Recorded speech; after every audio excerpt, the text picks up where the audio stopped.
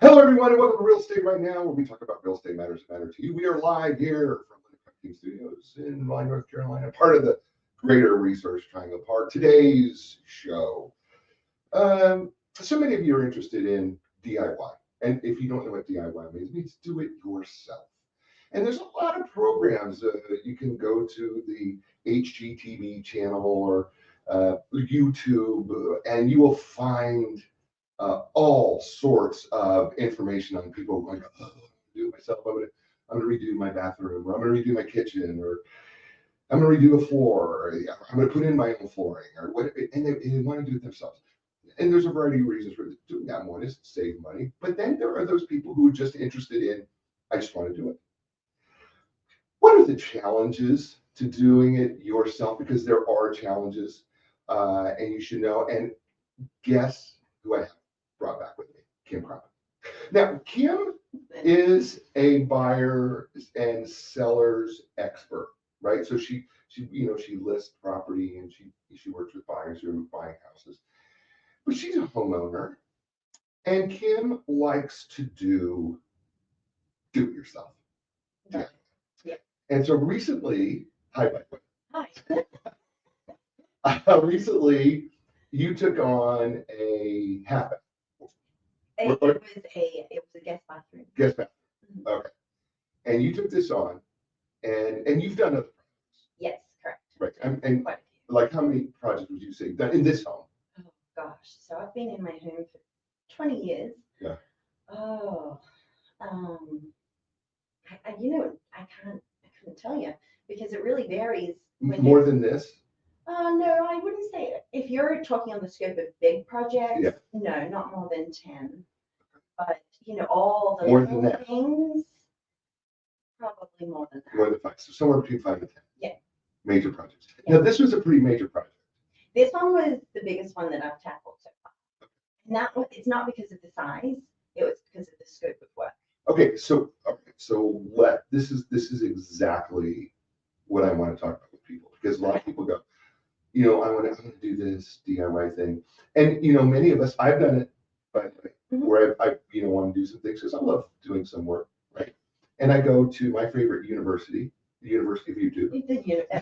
I tell you what, from the time I bought my first home, which was back in 1998, I believe. That's when I started learning, and we didn't have YouTube back then. Right. Well, we neither. When we were doing stuff, back on the farm, and that you were just learning as you go. Right.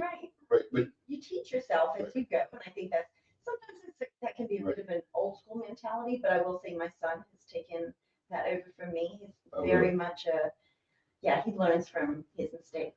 Yeah. Well. Why should I use that? Well, I don't want to say that because I'm about to say yes, I do learn from my mistakes, but trust me, we've gotten past that. Yeah. But he's 17, so. And I'm not, and I still struggle in those areas. So when you're tackling a project like this, mm-hmm.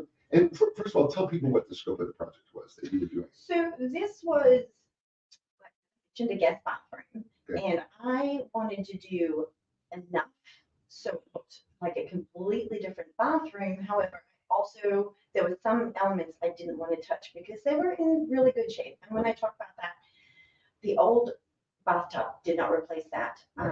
The tile, I could have replaced it, but if I replaced the tile on the floor, it would have meant that I would have had to replace the tile on the walls.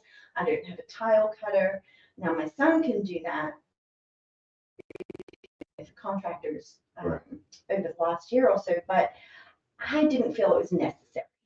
And I think that's one of the challenges because it can lead to, and you really have to decide, okay, what do I want to take on?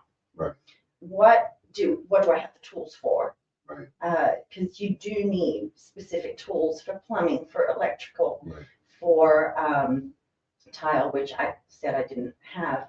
But the scope of this was basically taking a bathroom which hadn't been touched since the house was built, and this house was built in 1997.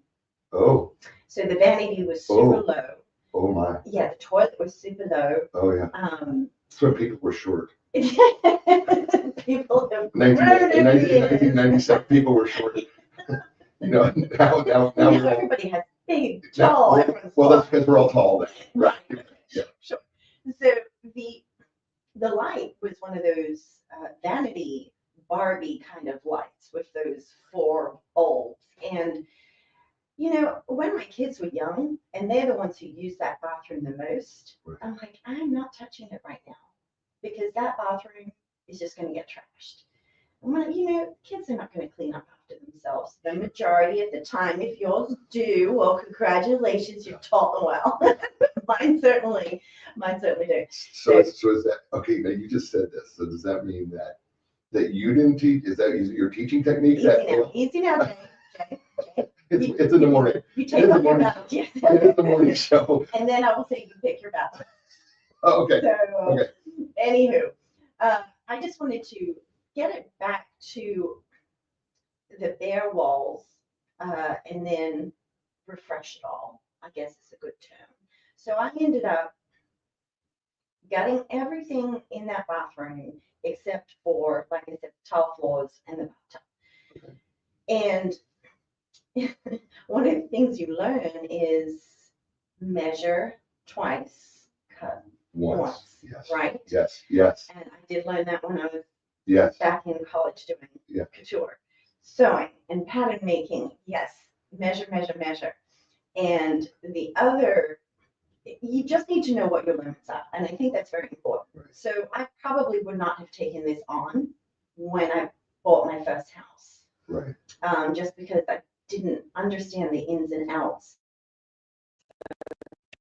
And when you're talking plumbing here, Mm-hmm. you're not talking about digging into the walls and No, but there was another woman when I went to Home Depot and she was replacing the pipes in her walls. Okay. I was like, good for you. Right. Impressed here. But no, what it meant for me was I have copper piping coming out of the walls for the toilet and the sink. And so I needed to cut those pipes because I wanted to change the water shutoff valves. Mm. The water shutoff valves were very, very corroded. Mm. I have community water, which means it's not city, and it's a little harsh. So it does have it's a little harder water. Yeah. To get corroded a lot faster. And of course, you can avoid that by putting in a water softening system. Well, hey, that might be my next project. I don't know. Let's not go there. Okay. So I did cut off the plumbing, replaced all the water shutoff valves. And the other thing that I've learned over the years is when you start demoing, know what you're demoing.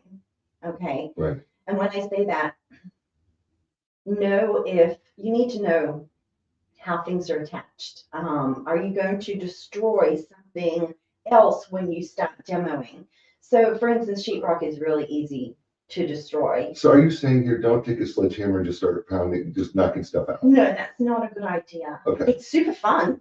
It's really fun. I did take out a wall in my house, but the reason I was able to take the wall out myself was because it wasn't load bearing. Right. And I did get that advice from contractors. So let's talk about that. I mean, I want to believe that what you did is probably what most really good DIYers do. And that is they check with the contractor, am I in a load bearing situation here, right? Mm-hmm. I mean, you're not recommending people just go ahead and start. Oh, please don't. Please don't. And the most dangerous, of course, is electrical. Right. Please, if you're going to do any kind of electrical work, make sure it's turned off. Right. There are dangers to this do-it-yourself projects, and it goes from electrocuting yourself and cutting yourself if you don't have the right tools, breaking pipes off in the walls, and if you do that, then you've got a really big mess. Yeah. So you do have to understand what you're getting into, do your homework in advance, but it's so much fun. And my kids watching me do this project over 3 weeks, because I wanted them out of my bathroom. I I would like to share bathrooms instead of just having all of us in one. And so that was my motivation to get it done quickly, was the fact that, okay, you all need to get some of your stuff into this bathroom. So the first thing I did was, of course, ripped everything apart. And like one of the things I've learned is clean up as you go. That's a really big thing for me, just clean up as you go. I don't like it, but you destroy it, you got to clean it up. Well, and it's a small area. It's a small area, and it keeps you a lot more organized, and it keeps you focused on the project that you're doing at hand. Right. So if I was doing the plumbing, then I was doing plumbing, but I had nothing else. I had the tools that I needed. Everything else I'd thrown away and hold off to the recycling. So the water shutoffs, I demoed everything, water shutoffs, and I took out the toilet. Okay. Of course, turned off the water, the main water shutoff. Right. So turn off the main water shutoff, and then remove the toilet, which was actually quite hard because the caulk around the toilet and the bolts that had attached the toilet to the floor, these were really old. Well, they're 26 years old, Kim. Really old, and I didn't want to bust the toilet at the same time either. Kim, 26 years. I know. I mean, just sitting there. Your children weren't even born yet. I know. You weren't even born yet. No. That was what it is. So removing the toilet, getting it down to the bare walls, and then from there it was prepping everything, which meant painting. I painted the ceiling, took out the air vent, prepped everything, patched, painted, and that was really the first big change that you see. It's always a good change when you see paint, because mine was a horrendous blue, which at one time I thought was beautiful and refreshing and lovely. Well, 20 years ago, it was awesome.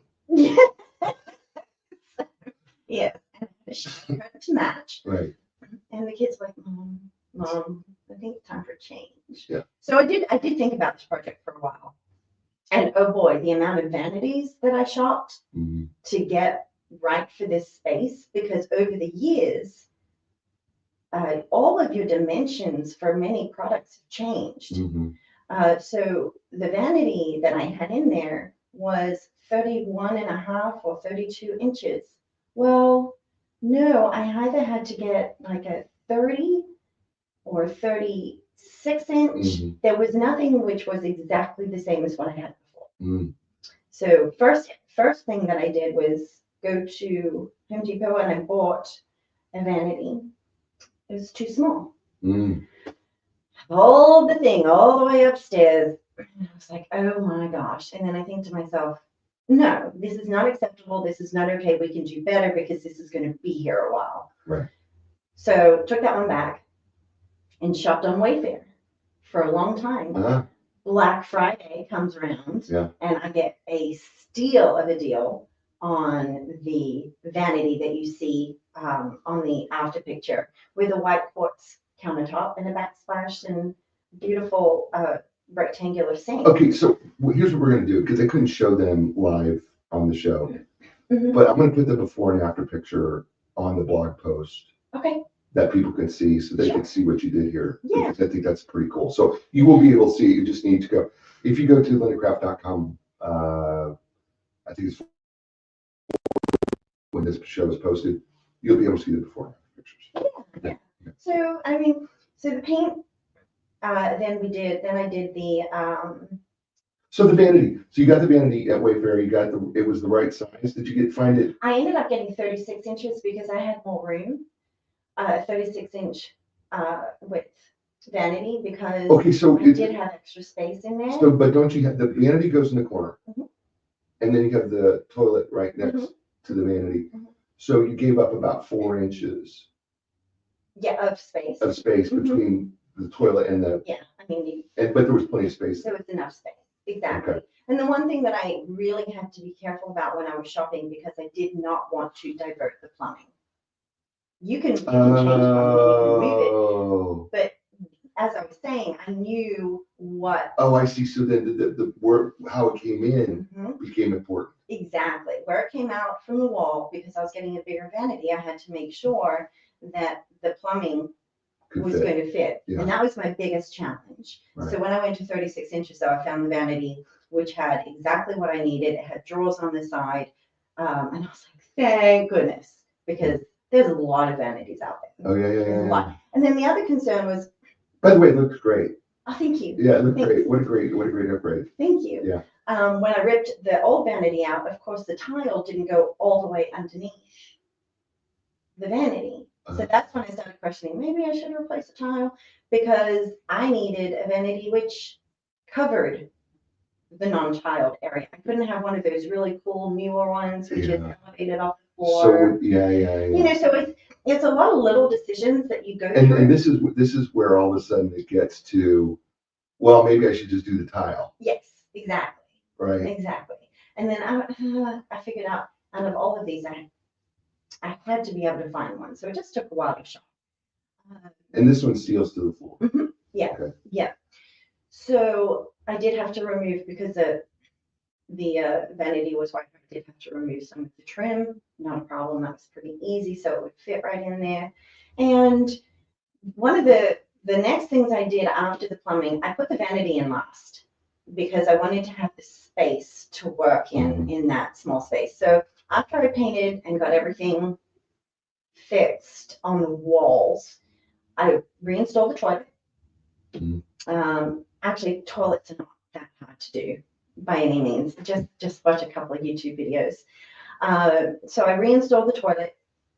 So at least we had another working toilet. Right. After that, I worked on the electrical. Right. So I just changed out some of the light switches on the walls. Yeah, you just switched out the light switches, right? Well, the actual boxes. Yeah, the boxes. Yes. So turned off the breaker boxes. The fuses, and reinstalled two, because I like the big chunky ones instead of the little switches. Right. So changed those two out, and then also changed out the plug next to the vanity, because I wanted to have a USB and a USB-C charger there for my kids. Yeah, the outlet. The outlet, yeah. Okay. So I changed out the outlet as well. All right, so let's just hold on here, because we. Okay. Yes. First of all, if you're messing with electricity, and you've never done it before, please get some help. Because as someone who has been bit, and I call it being bit, by electricity let me just tell you, 110 volts hurts. I'm telling you, it hurts. It really hurts. And and the other thing that I will say is I've watched a lot of new homes. I've watched a lot of new construction being built. I have been there alongside the contractors, watching them, how things are put together. I've asked many questions over the years. And then, of course, upon that with YouTube. Everything is different. Every state has different codes when it comes to electrical. Just that's the one thing I will say, be very, very careful with. And my first electrical experience was simply changing out a ceiling fan way back when. Yeah. I've installed several ceiling fans, which, by the way, I enjoy. I know it sounds weird, but I really enjoy putting ceiling fans up. I don't know what it is. I think it's putting it all together and making it work. I really enjoy that. When you go to turn the switch, you're like, come on. I know I did. Come on. Right? And then there's the remote control, and you're like, okay, come on, go the other way, go the other way. Yeah. Right. Yeah. Speed, come on, speed. And then if you have a light fixture attached to it, oh, please, come on. Exactly. Yeah. So after I did the socket and the light switches, then I changed out the actual light itself, and I took that down and I replaced it with one of these new lighted mirrors, which has LEDs all the way around the outside, which are so pretty. And if you have girls who like to do their makeup, this is one of the things they were like, wow. So they really love that mirror. And it came with a plug, cut the plug off, opened up the wires, and I was able to connect it to the main light source. So that was the second thing I did. Unfortunately, I hung that a little bit crooked. Thanks to my son, he's like, okay, we're going to have to fix that. So, it goes back to having the right tools. Right. And then once I did that mirrored light. Then I put the vanity in. And by the way, Wayfair gave exceptional service on that. They did in-home delivery, and they took that all the way to the top of my stairs for me. Really? They did. They Wow. did. And I offered them a tip, and they said, nope, just give us a 5-star review.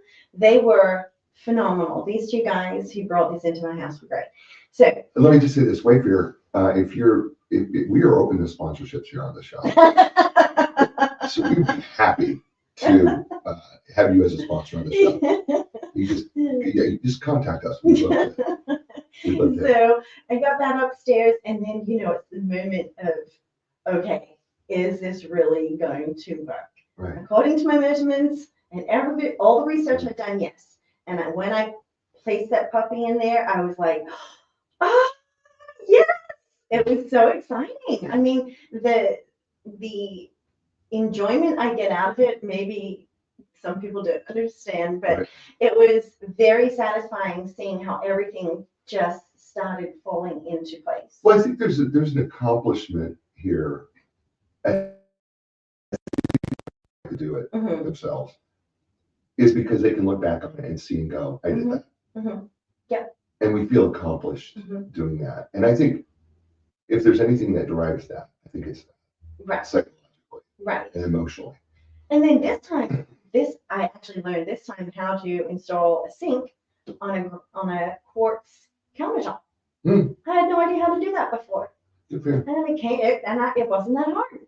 It wasn't that hard. It's just patience and caulk and. So let me ask you this. Yeah.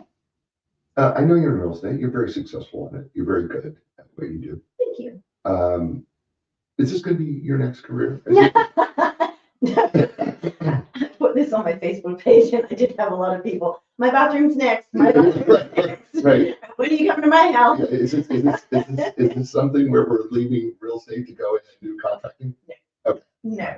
This is something that I just get personal satisfaction from, and it takes when you have a hobby and something that you really love to do, it gives you that other motivation to try more things. Now, of course, there are things that I would never try. I mean, I would never try and work on a car. Right. Mechanics, not my thing. There are a lot of things that I would not touch. Just these home projects, because I've been a homeowner for so long and in the real estate industry for so long, inspectors, contractors, watching repairs being made, watching houses being built, it's all been an education for me. And I love doing it. I love hands-on work. Yeah. I do all my own yard work. It's just something that I get satisfaction out of, taking care of my own property. Cool. So we've got a little less than a minute. Wow. If you could give a tip for somebody who wants to do it yourself, give somebody the Kim Crump. Kim Crump? Kim Crump tip of DIY. Sure. What would that be? Do your research. Just do your homework. Watch a couple of YouTube videos, because a lot of things are very different when it comes to installation and how things work. Be aware of your limits. I've seen plenty of botched jobs, many DIYs, which shouldn't have been doing it themselves. Right. And then be prepared if you make a mistake to be able to have that money to hire a contractor to come and do it. That's beautiful. Tell people how they can get a hold of you. That's so good.